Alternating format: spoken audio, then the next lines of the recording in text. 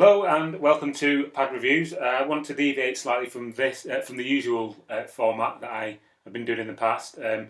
This time I want to look at two different pads and do a bit of a compare and contrast. So first of all, this is what I got at the weekend. It's the Sega Saturn 3D pad that was bundled with Nights into Dreams. It's the first pad, I believe, that had an analog control for a console, which is this ball here. You've got the D-pad, digital D-pad, A, B, C, X, Y, and Z, like the standard Sega Saturn pad. The start button at the bottom, and then this kind of switchable button at the bottom here that changes between digital and analog. If you turn it to the digital switch, it just turns all the analog controls off, that's all it does. On the bottom, what you've got here is you've got two analog trigger buttons, and also a detachable cord that comes off. Apparently that comes off for storage or ease of storage.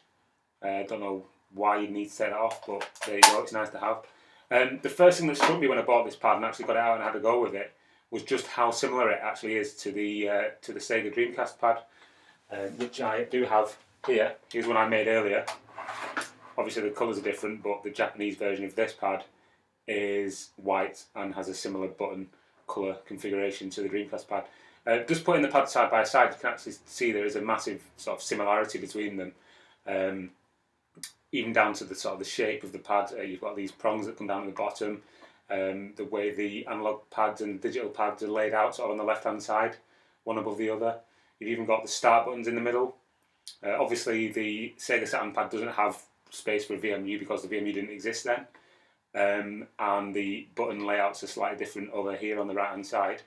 But if you look at the sort of the analog triggers, they are quite similar as well.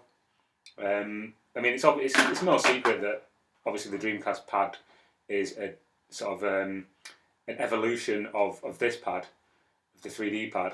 I just thought it was quite interesting, and you know, not everyone's obviously played with one of these. They are quite uncommon these days. So yeah, that's the Sega 3D pad and the Sega Dreamcast pad. The analog sticks are slightly different. There's a bigger ball in the Sega Saturn pad than there is on the Dreamcast one. But to be honest, I think I prefer this one just because it's got more of a concave button on the top as opposed to the convex one on the Dreamcast. To hold, they are quite similar. You hold them in the same way.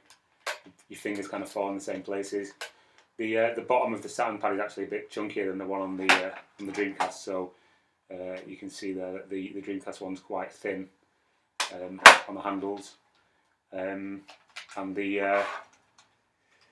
yeah, I mean, what can I say other than that? The Saturn pad and the Dreamcast pad, I think I prefer the Saturn pad, to be honest, but that's just personal preference. Okay, thanks for watching.